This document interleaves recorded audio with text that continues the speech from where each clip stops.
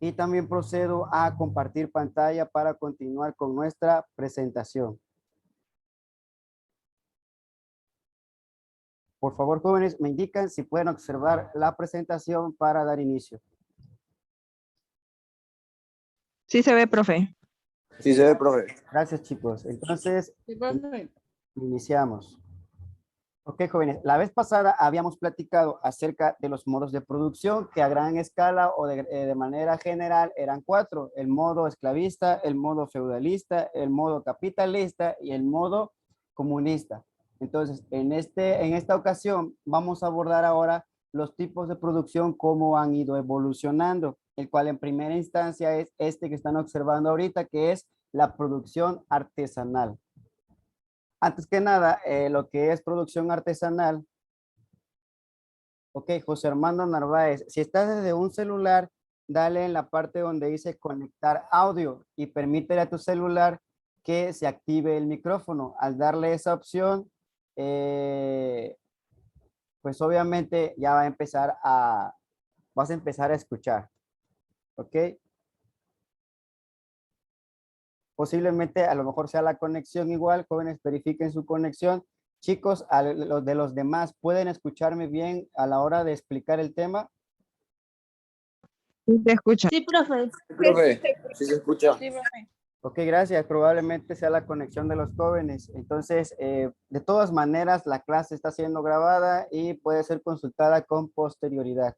Como les decía, la artesanía es el arte de crear productos utilizando materias primas e indígenas. Es un tipo de trabajo donde dispositivos útiles y decorativos son hechas completamente a mano o mediante herramientas simples. En esta primera instancia, ok, José Armando, de nada. En esta primera instancia, nos menciona que es una artesanía. ¿Por qué? Porque la primera etapa de producción fue artesanal, es decir, los primeros productos fueron hechos completamente a mano utilizando herramientas simples. Por ende, es importante definir qué es una artesanía. Es crear aquello que se utiliza mediante la transformación de las materias primas en un producto terminado, pero se hace 100% a mano.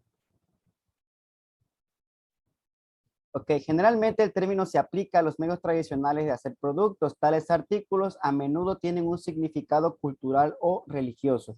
Actualmente, jóvenes, las artesanías o la producción artesanal sigue floreciendo o sigue existiendo debido a que este ha tomado ese valor, ha sido cultural o religioso.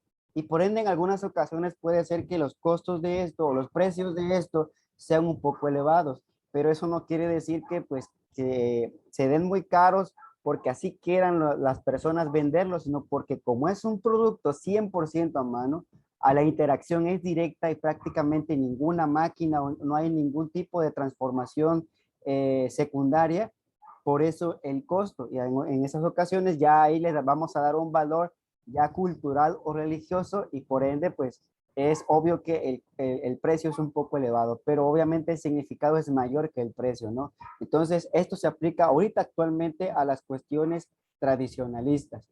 Normalmente la artesanía es una cuestión de intención. Los productos artesanales son considerados trabajos más tradicionales e implican más una persecución de hobby y una demostración perfección de una técnica creativa.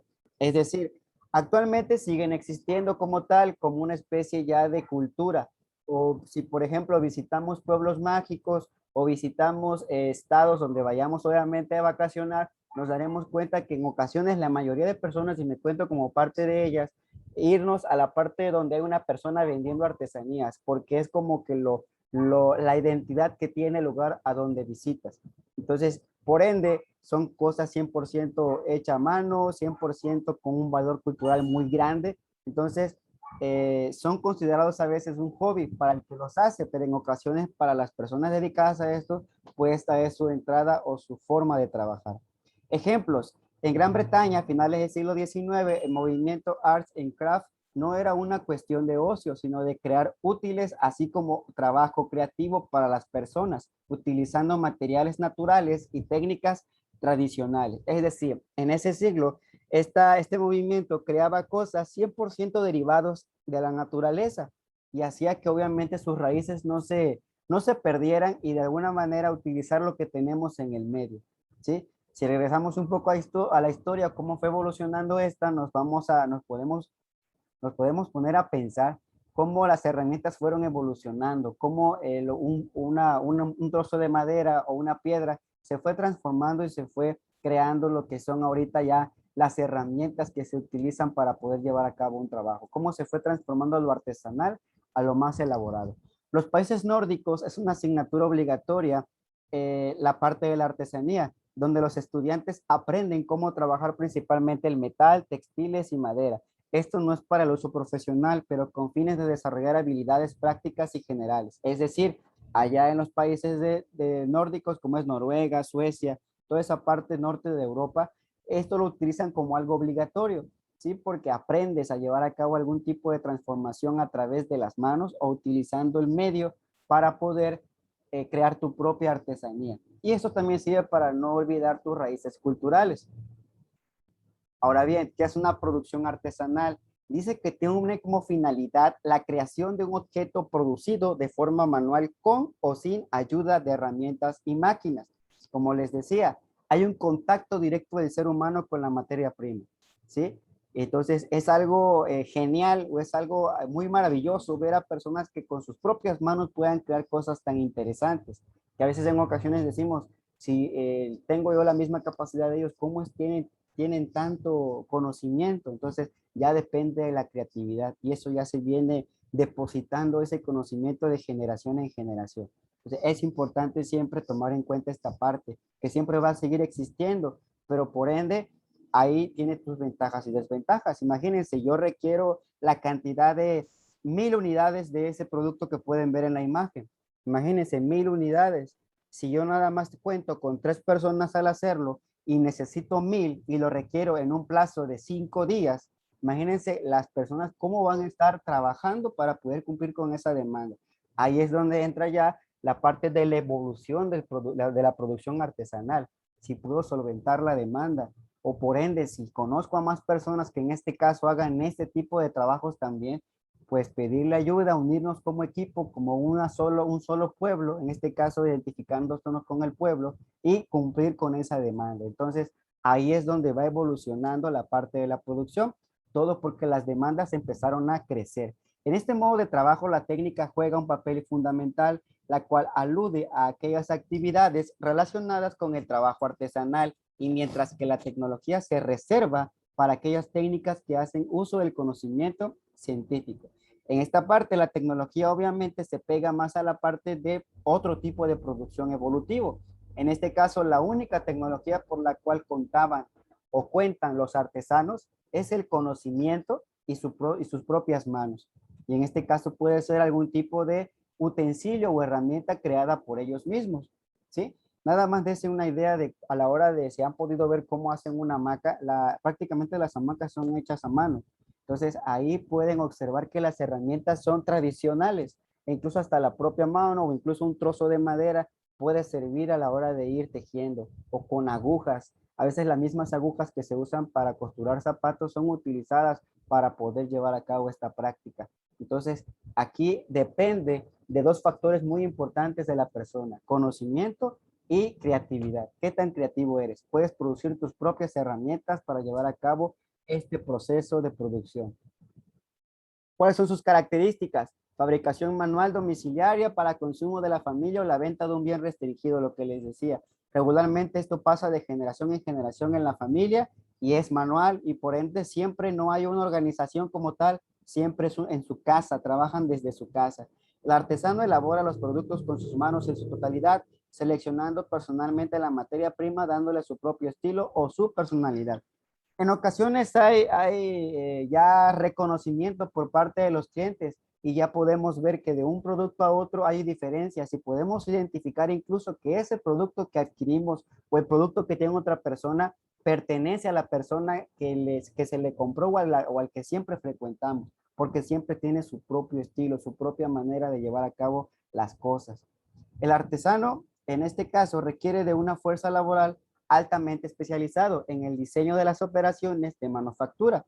El volumen de la producción es generalmente reducido, lo que les decía. No podemos solventar una demanda de 2000, 5000 o 10,000 unidades porque por ende la familia puede ser poca y el tiempo puede ser reducido. Entonces, en algunas ocasiones el volumen que se produce es poco, ¿sí? Pero a veces el producir cierta cantidad baja, eso hace que el precio alce. ¿Por qué? Porque ya es un valor ya de que especialmente te lo están haciendo para ti, ¿sí?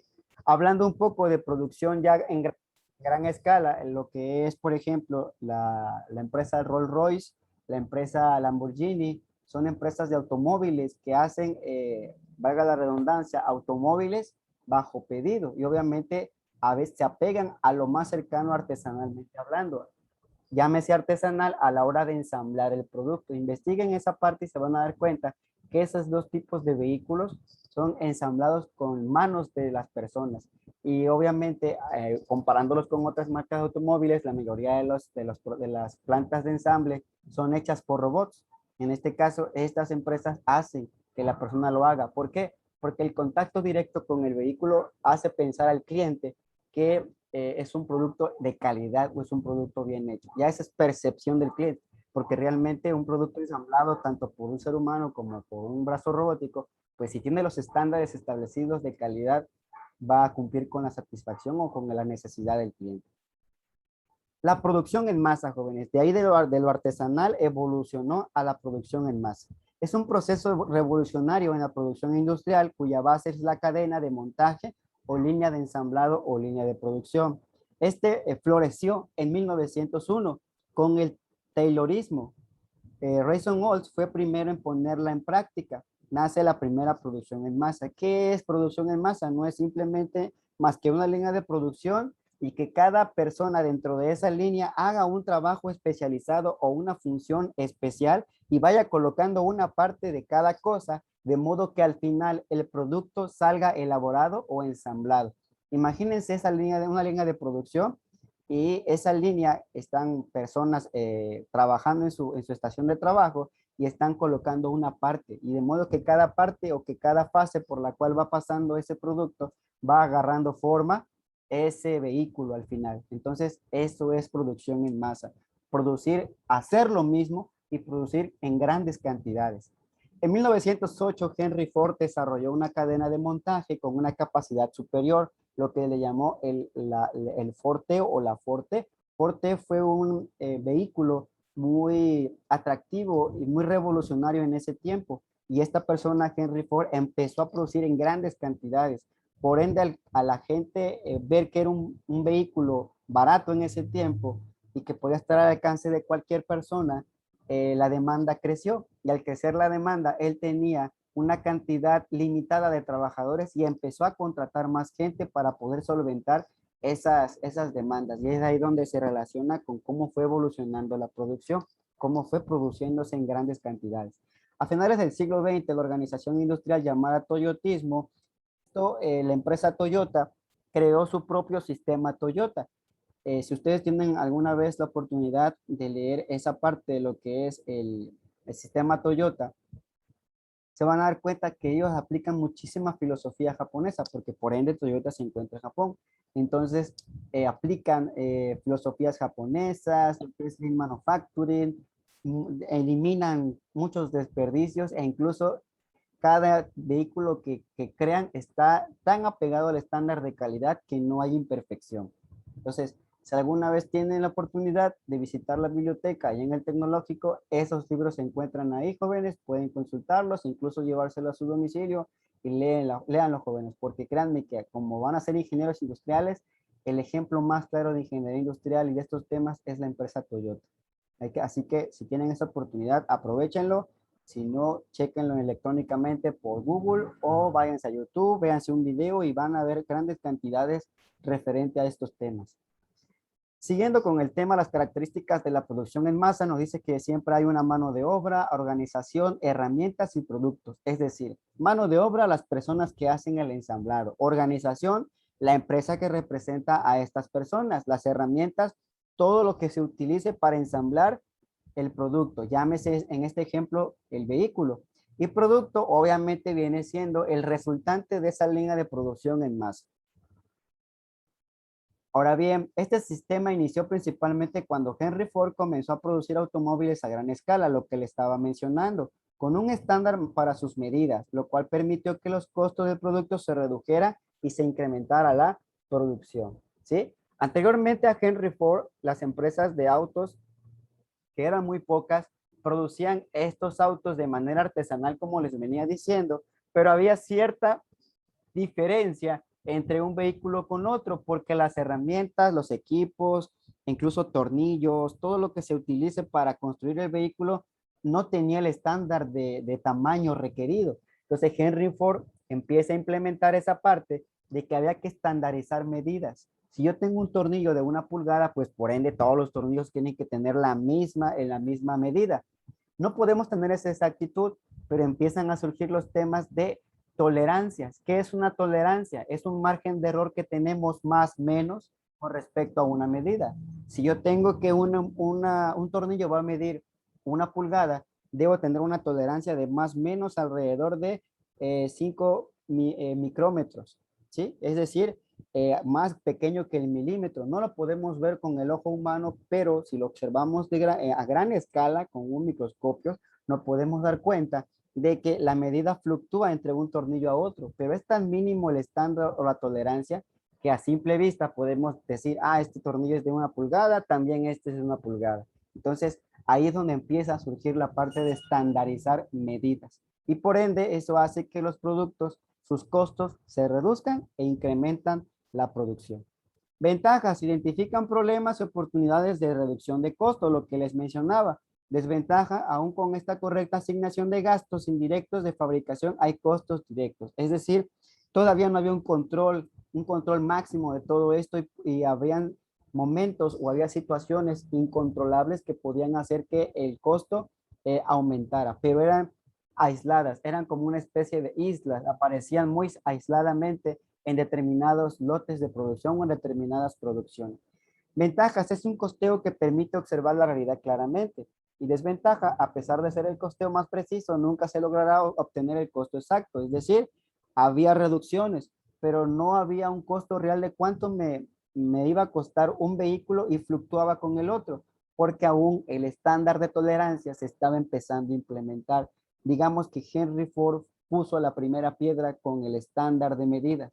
De ahí, después de esta persona, empezaron a surgir y empezaron a evolucionar los temas hasta el día de hoy, naciendo lo que es la metrología, ¿sí? Y si ustedes pues, ya llevaron estos temas o ya llevaron esta materia, se van a dar cuenta que este tema de metrología trata de todas las medidas o de todos los utensilios que podemos usar para mantener cierta medida y obviamente hacer una medición lo más exactamente posible. Dice que este tipo de producción en masa se divide en proceso continuo, proceso intermitente o de volúmenes elevados y bajos. Llámese continuo, aquel que siempre vamos a hacer lo mismo, siempre vamos a producir lo mismo, ese va a ser masa continua. Proceso intermitente va a ser aquel que vamos a de repente a cambiar de modelo y, por ejemplo, estamos en la Ford, vamos a producir un modelo en especial y vamos a producir en masa una gran cantidad de ese producto, pero va a llegar un momento en que vamos a tener que adecuar la línea para cambiar al modelo. Entonces, como ustedes se pueden dar cuenta, cada año va evolucionando algo de un vehículo. Eso hace que las líneas de producción también tengan que ir evolucionando. Y también el de volúmenes elevados y volúmenes bajos. Es decir, hay producciones que vamos a dar siempre a grandes cantidades, ya sea por la mercadotecnia que se hizo y que obviamente vendió en demasía, o ya sea que haya vehículos que aún están existiendo, pero que sean modelos pasados. Así como lo que comúnmente pasaba en la Volkswagen con este vehículo de escarabajo, el Bocho.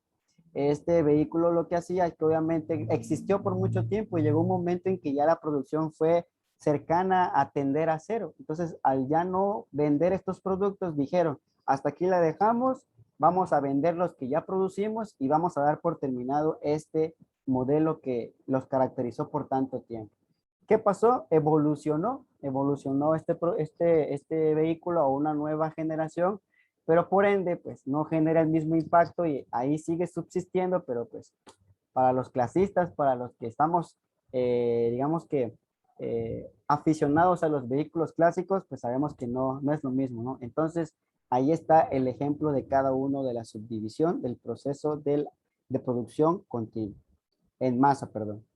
Ahora bien, la producción esbelta, este es el tercer peldaño. Pasamos de artesanal a masa y de masa pasamos a producción esbelta. Producción esbelta también es comúnmente conocido como lean manufacturing. Escrito como si no pronunciáramos el inglés, sería lean manufacturing. ¿Ok? Sistema de manufactura esbelta o producción esbelta.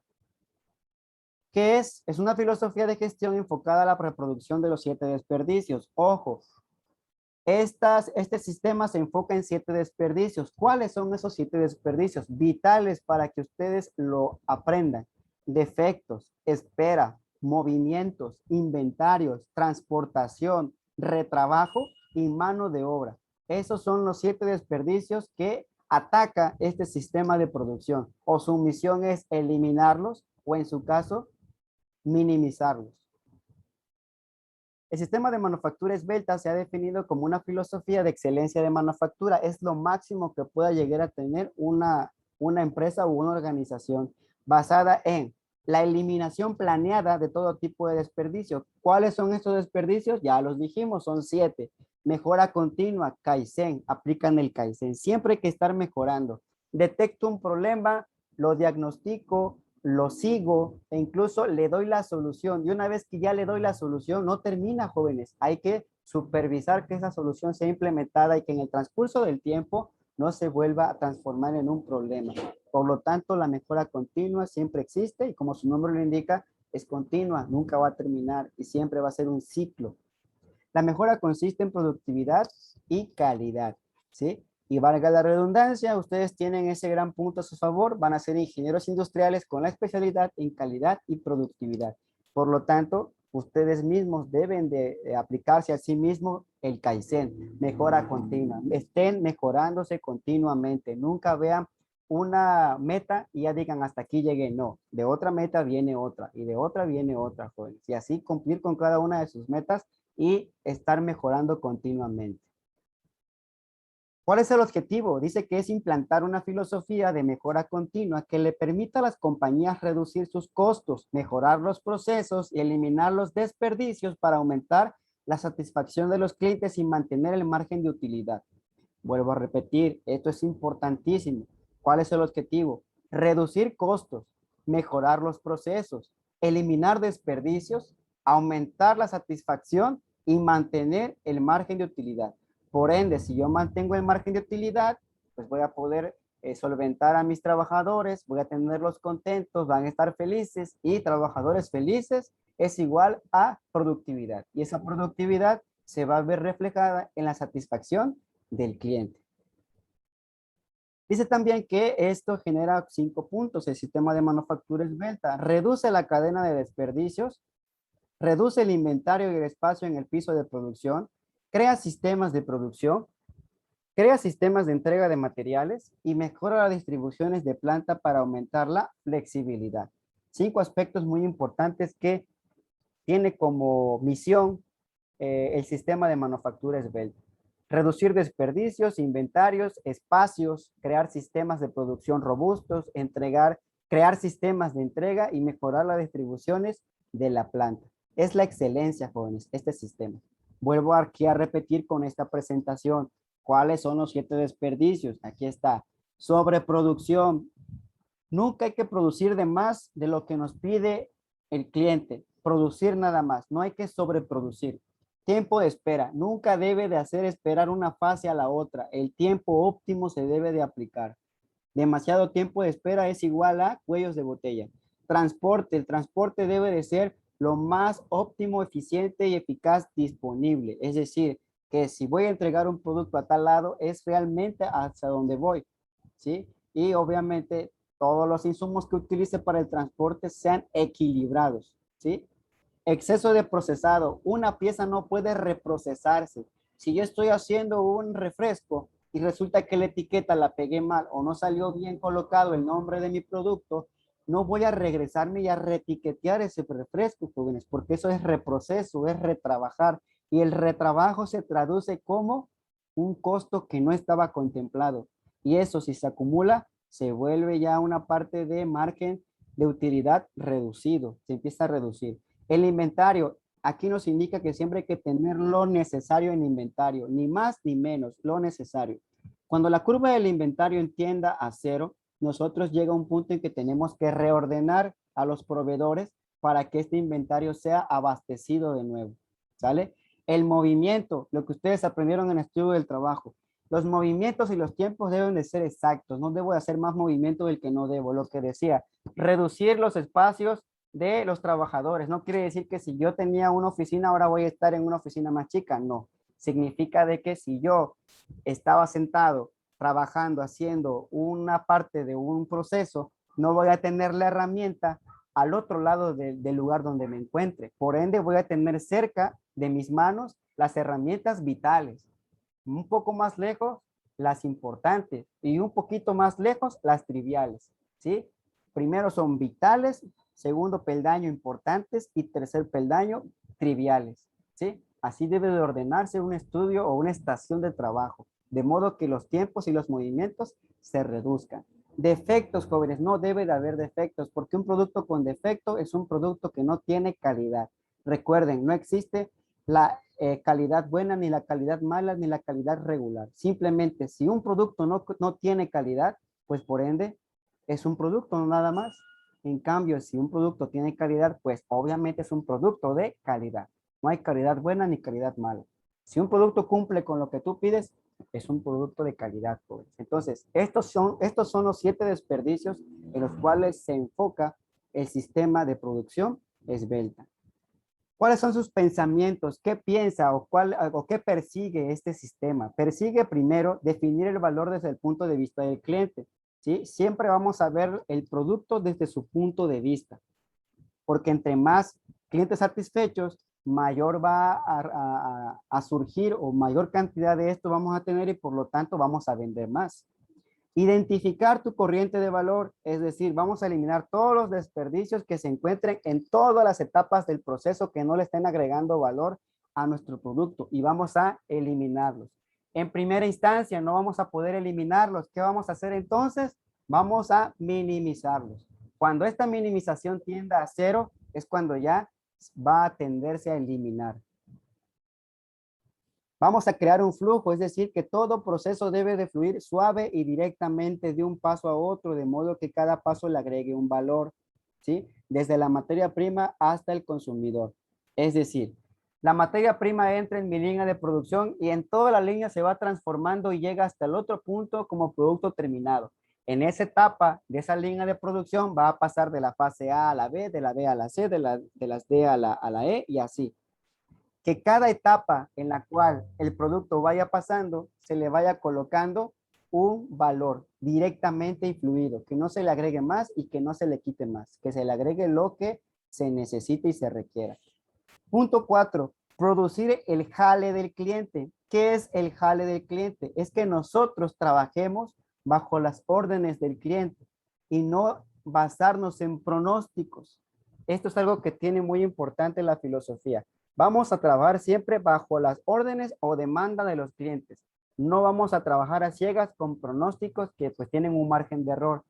Los pronósticos sí sirven en demasía, pero no te dicen con certeza qué es lo que va a requerir el cliente. Por lo tanto, tu objetivo como Lean Manufacturing es producir bajo las órdenes del cliente, es decir, bajo demanda. Y pensamiento 5, hay que perseguir la perfección. Una vez que una empresa consigue los primeros 4 pasos, se vuelve claro para aquellos que están involucrados que añadir eficiencia siempre es posible. Aquellas personas que trabajen en una empresa en la cual persiga este objetivo de un sistema de manufactura esbelta, créanme jóvenes, que todos van a tener colocada bien la camiseta porque todos forman parte de un sistema y si un sistema se empieza a atrofiar, se va a empezar a dejar de producir o a dejar de funcionar. Por lo tanto, si tú pones tu granito de arena como parte de una empresa y se vuelve esta perfecta, tú vas a llegar a tender a ser perfecto. Hablando en términos de ingeniería industrial, obviamente, porque el ser humano, por ende, nunca va a poder ser perfecto al 100%, pero entre tu de trabajo, sí vas a poderlo hacer. Llámese perfección a lo más que te puedas apegar al estándar de trabajo o a la normativa que marque dentro de tu empresa, ¿sí? Entonces, si lo logras, estás en un sistema de manufactura esbelta, Lean Manufacturing, ¿ok? Entonces, a gran escala, jóvenes, esto es los tres sistemas de evolución, lo que es la parte de artesanal, la parte de en masa y la parte de sistema de manufactura esbelta o sistema de producción esbelta, ¿sí? ¿Alguna pregunta o alguna duda hasta aquí, jóvenes? Mientras generan sus dudas o preguntas, por favor me vayan colocando en el chat la palabra presente para tener la asistencia del día de hoy. ¿Alguna duda, jóvenes? Yo sí tengo una duda, profe. Adelante. Mencionó que, o sea, estos son de manufactura, no se puede aplicar a empresas de servicio. Sí se puede aplicar, pero por ende el enfoque cambia, porque obviamente ahí no tenemos productos, no tenemos la transformación de un producto como tal tangible. Habría que retomar puntos en los cuales sí entren en contacto con las personas. Por ejemplo, lo que son los movimientos, los tiempos, lo que es la parte de enfatizar en el proceso, qué es lo que está generando los tiempos de espera, que no haya cuello de botella. Imagínense, por ejemplo, un banco, y en los bancos siempre hay que esperar. Entonces, si aplicamos el sistema de producción esbelta o el enfoque Lean Manufacturing, habría que reducir esos tiempos de espera. Entonces, sí podemos aplicarlo, pero por ende, no podemos aplicarlo todos los puntos porque pues no hay un producto tangible. El único producto que vas a tener es el servicio y eso se va a ver traducido en la satisfacción del cliente.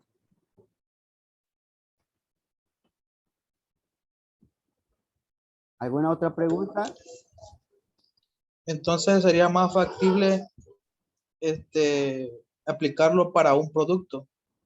Exactamente, Como tal. regularmente este sistema surge de las empresas ensambladoras de autos, pero te puede aplicar en cualquier empresa manufacturera, ¿sí? En cualquier empresa en la cual hay una conversión de materias primas a producto terminado, lo podemos hacer, porque en algún momento el ser humano entra en contacto con el producto semi-terminado o en proceso y habría que aplicar o podemos aplicar o implementar este sistema. ¿Sí? Ahora, ¿tú quieres aplicarlo en un sistema de una empresa de servicios?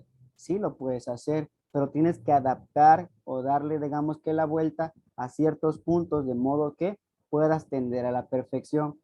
¿Qué es perfección? Pues satisfacción al cliente, hacer bien las cosas, calidad. ¿Alguna otra pregunta, jóvenes? Si le quedó claro los temas, jóvenes, recuerden, cualquier pregunta, háganla. Debe de quedar claro los temas porque pues son temas sencillos, pero hay que irlos entendiendo y esta es su razón de ser, jóvenes. Este es el motivo por el cual van a ser ingenieros industriales. Y créanme, son temas interesantísimos.